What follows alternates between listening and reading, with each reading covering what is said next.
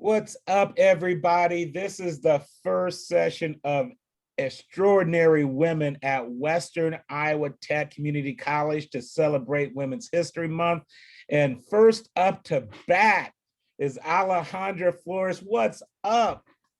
Hi, Mike. How are you doing? I'm doing good. You know, I'm kind of animated, right? I'm kind of animated. But, I've been dealing with this thing for a second is what are we going to do for women's history? Right. We just got out of African-American history or Black history, and now we're jumping into women history, and which is just as important, if not more, because women house life, right? That's what it is. But anyway, glad to have you, and hopefully we can get a few more from you throughout the next semester to see kind of how you're doing. And so everything is good with you, huh?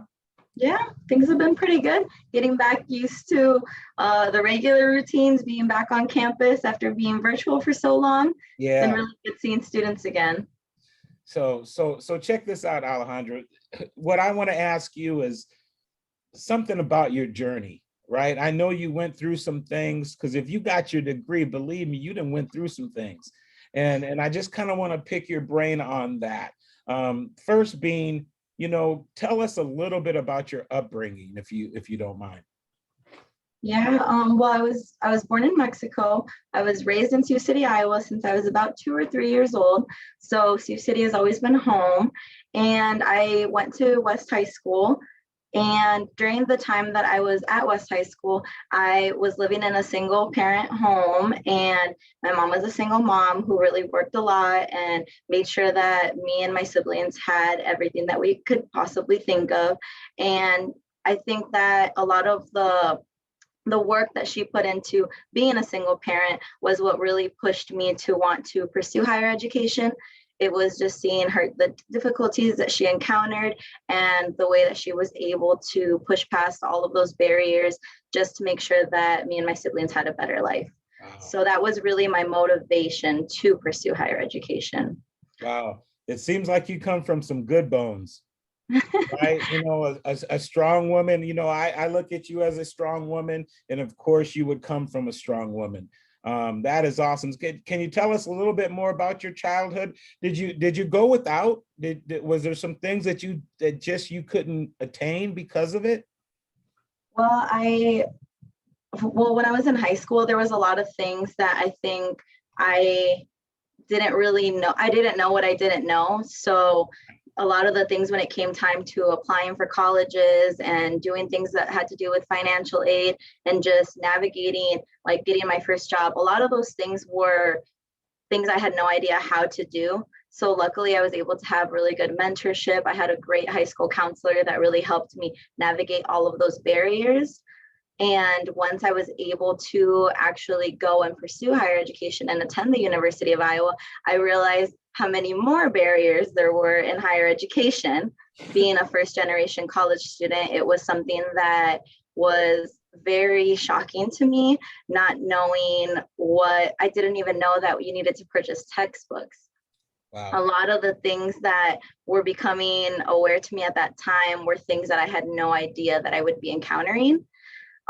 So I think that when I think about like those challenges and like my transition from my early on to actually being able to pursue higher education, all of the things that I overcame had to do a lot with me personally, like feeling like I didn't belong, experiencing a lot of imposter syndrome.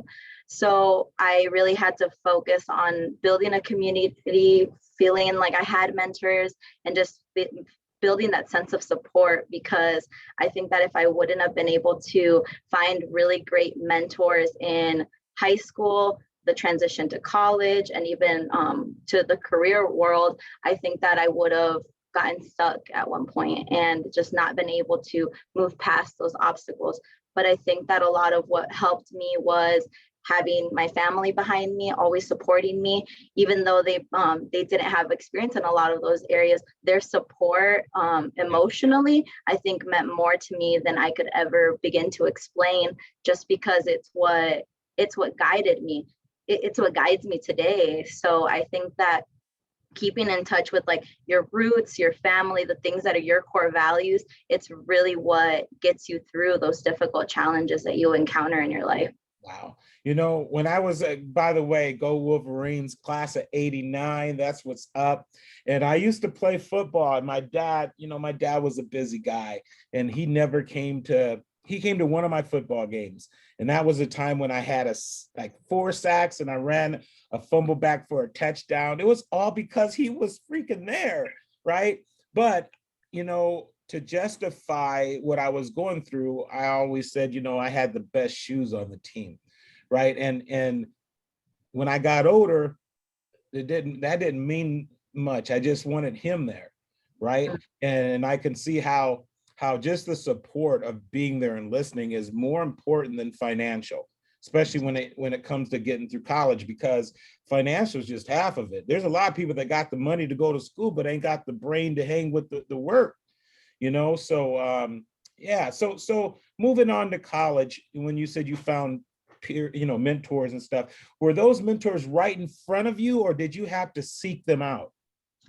I actually had, my high school counselor actually took me to my family to my orientation at the University of Iowa, because my family didn't even have a vehicle at that time. So I was heading to college and I had no preparation for it whatsoever. Right. Didn't know Right. what to expect. So he actually highly encouraged me to join the TRIO SSS program there. And that program is what guided me through college. It's what helped me find a sense of belonging on campus. It's what helped me find my voice. It's what got me my internships. It's just a program that stood with me from point A to point B to point C. It got me into my master's program after I was done at the University of Iowa. They just stayed with me throughout the whole process. And I think that's the support that I really needed while I was there. Wow. And you know, it's kind of crazy that you were in the TRIO program in an undergrad, and now you're working for the TRIO program, and you're seeing yourself and you're being able to help people that are probably like you were when you were going to school, which is incredible. And I think as you get older, Alejandra, it's going to become more incredible. You know, I really believe that. Another thing is, you said you had siblings. Are they older or younger than you? Both. I have 2 older siblings and 1 younger sibling. And are they looking at you as a mentor? My younger sibling, yeah. That's Yes. She's in the talent search program at Briarcliff right now. Wow, see, man, that's just great to see. Look what you're doing. Look Yep. what you're doing, right? So this may be a tougher question. Did you have a tough time? Let's just take TRIO out of the picture, and you're at University of Iowa.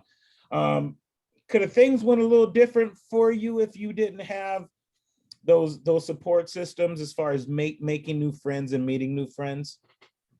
Yeah, I think it was overall, like TRIO did help. They did everything that they could possibly have done, but there was a lot of personal things that I had to navigate by myself. It was a big time for me to discover who I wanted to be, what things like I was raised to believe versus what I wanted to believe. You know, I was learning what it was to like understand different perspectives, to meet people that are different from you. Everybody has different upbringings, and it was a good opportunity for me to challenge my own beliefs. And I feel like that's what really helps you grow, learning how to listen, learning how to reflect, and then making the decision of who you want to be and who you would want, like, for example, like my younger sibling, like who I would want her to see me as, you know, making sure that I'm setting a role, being a role model for her and setting a good example for when she decides to go to school. I just think there was a lot of obstacles that I encountered, a lot of them like financial, different, I was far away from my home. So a lot of like feeling like I was missing them, homesickness, all of that stuff was feelings that at that moment I thought I was never going to get over, but it's something that I learned to figure out strategies to help cope with it. And I think that's what higher education, I think, teaches you. A lot of people think that it's to earn a degree and make a lot of money, but I think it's a lot more than that. I think it's what really helps you think critically and what pushes you to think outside of your comfort zone. It really gives you the ability to be able to reflect on who you want to be as a person, who you want to be viewed as, and what you want to do, what your real goals are, not just your career ambitions, what your family ambitions are. Like it's all, you figure out what you are as an overall person, not just in one lens. Wow. You know, it reminds me of that saying where it says the destiny is the journey, right? No matter where it gets you, wherever it takes you, enjoy the ride. Now, this is what Alejandra just said. She said she was open to challenges, right? You know, even if people didn't maybe agree with her upbringing, she was open to meeting new people that had different upbringings than her. And you know what? That's facts, and that's what you got to do. So if you're listening to this and you know you're one of those people, right? One of those people that just want it your way all the time, right? I don't think that's going to get you anywhere. You got to open yourself up, just like this young lady is doing now. So again, so when you graduated from Iowa, must have been an awesome day for not only you, but your family. Could you tell me a little bit about the emotions that you were dealing with that day? I think it's a moment that I can't even begin to describe, but when I think back on it, like that moment meant so much to my mom. Like my whole family, it meant a lot to them, but I think for my mom, it was all of her sacrifices like being worth it. Like as like immigrants, like I think that was what her main goal in life was, for us to just have a better life, to be successful, and to finish out a degree and graduate, and then, you know, have that be a new trend that happens within our family, like continuing that legacy. Now that expectation is set on my sister, and like now it becomes a more normalized things. And I have nephews that I hope will follow that same like tradition, like building a new family tradition and like paving the way for people that will come after you. Oh man, you spitting facts right now. Generational flipper right here. You know, first generation college student. Now everybody that comes after you, they have no excuse, right? They know it can be done because they know you did it, and they can sense that they're a part of you, and if you can do it, I can do it. Now, when I was at Iowa State, like before we started interviewing here, I told you that it was very hard to find a role model for me at Iowa State, because I was into finding role models that looked like me, right? You know, I didn't see very many educated African Americans back in the 80s, right? Besides my dad, but I didn't want to listen to him, right? It's my freaking dad, right? I wanted someone else to reassure that this was a good choice.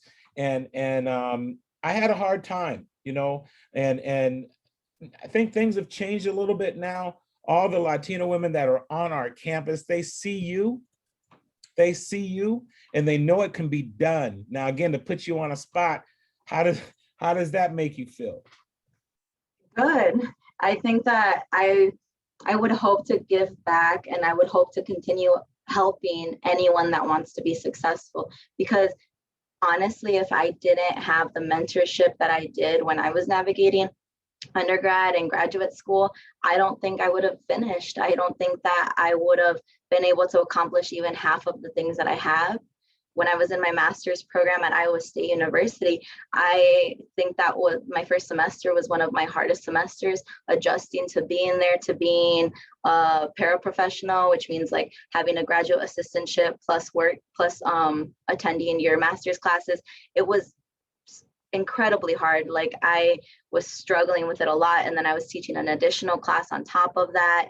So I think after my first semester, I was ready to give up. I was like, I am done. I finished my undergraduate degree. I don't think I'm going to finish this master's program.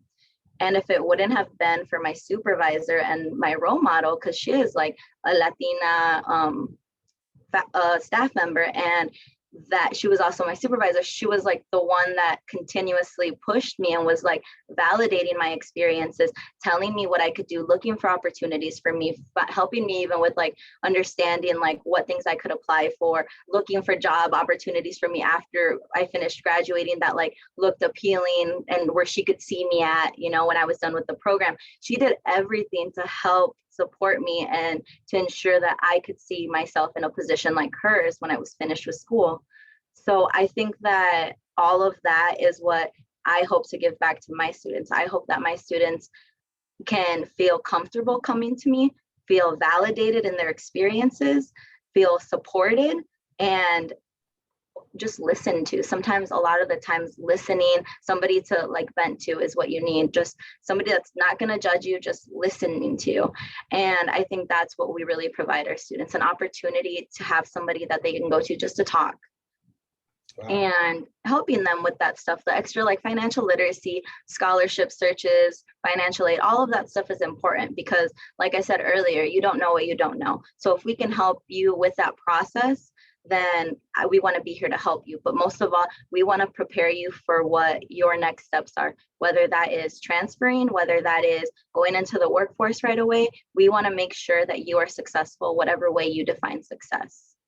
So that is my overall goal. And the story is where you come from, you know, single parent household with siblings, first generation college student, your parents didn't know how to tell you how to go to college and you went out and did it. Not only did you separate yourself from a lot of Latino women, but even getting yourself a master's degree even put you up there even further. I remember when I first went to my master's degree 20 years ago, right? I was like 0.03 of the population of African-American males that were educated.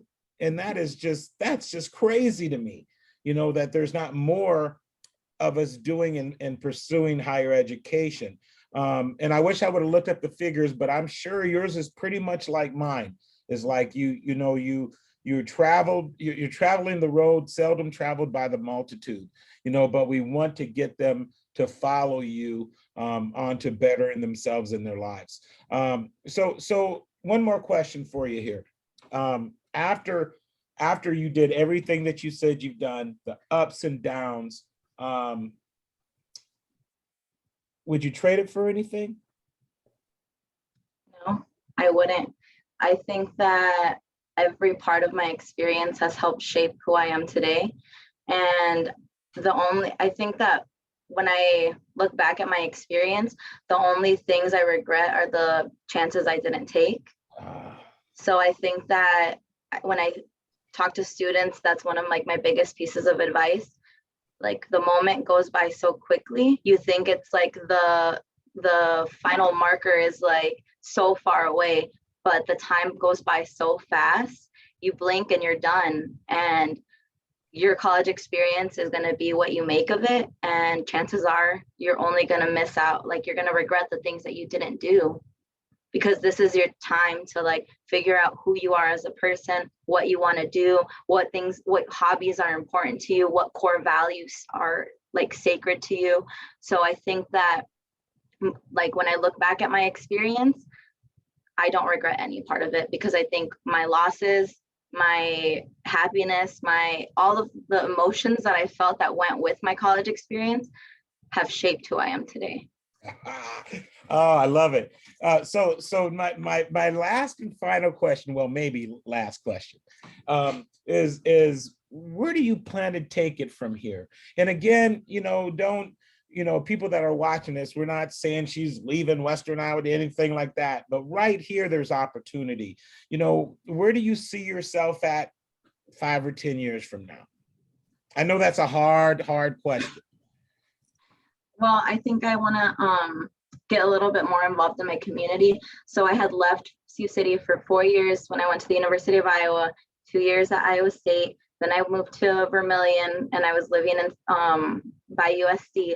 So this has been like my full like year and a half that I've been back in Sioux City. So I think that now that and then the pandemic happened, so it kind of complicated things. Yeah. So I think that moving forward, I really want to get involved in making more of a difference in the actual community itself. So I Wow. want to get involved on more boards and just have a say in like what goes on in the community. That way we can strive to make it a better space for everyone. And you know what? And that's why you're an extraordinary woman. Let me tell you this right now. Right now, you got the road map to be selfish, right? And to go get yours and leave the community and be bougie, right? And you've decided to give back to your own community, to come back and get working. And one of the biggest things is being able to do to students what was done to you when you were looking for your mentors when you were an undergrad. And again, we won't really realize the effect of that until we get a little older. But I tell you what, some of the things that I look back at now, and I've been at WIT for 23 plus years, I don't take it for granted now, right? When I was younger, I thought it was me, thought it was me, right? But as you get older, you realize that it wasn't you, it was people that helped you. It was God that looked out for you, or whatever you believe in.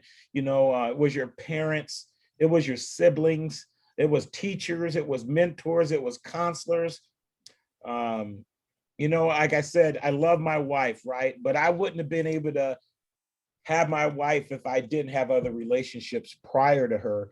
So I know what I didn't like and I knew what I liked, right? And same thing with whoever was dating me, right? So everything that you go through, whether it's good or bad, it's teaching you something. And if you learn from it, it's not a mistake. Exactly. I completely agree. Okay, so I told you this was the last question, but it's not. Got one more question for you. Okay. And this may be a little difficult as well.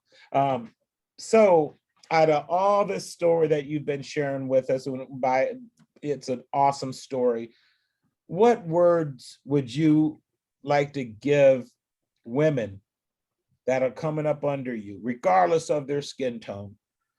What would you like to pass on to them that they can take and run with it, and it will make their journey a little bit more simpler? I would say lift as you climb. So as you move up in life and as you learn things, make sure to look back and help other women, to empower them and making sure that they're feeling supported and validating their story and just helping them process things that they're feeling. A lot of the times, like once we get in higher positions, higher spaces that sometimes it's like only one woman of color at the table, if even that, even just a woman, being able to feel supported by other women is what will make you feel like you have a stronger voice. A lot of the times you're advocating for women to continue having a voice at the table. So I think that as you move up in those positions, it's important to look back and help others get to those same positions, because if one of us excels, we're all going to excel. And you know what, Alejandra, ain't nothing wrong with thinking that. I ain't hating on that at all, right? And how could someone hate on that, with you trying to better women in your life because you're a woman yourself? And I get that. And I even understand wanting to better Latina women, right? Because you're Latina yourself, right? Just like I want to better Black males. I want them to make better decisions, right? And there's nothing wrong with that. But at the end of the day, I want every freaking human to make better decisions, not just Black dudes, right? So anyway, this is a good start to what we're calling Extraordinary Women of Western Iowa Tech. And I couldn't have a better lead up batter than Alejandra Flores. You are awesome. That's what's up. And I hope you have a great rest of the day. And I would also like to get back with you later on, maybe next semester, to see how you're doing. And I think this is a great way to kick off Women's History Month. Thank you so much for the opportunity, Mike.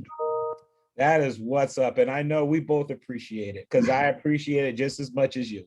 So, all right, that's what's up. Peace, students.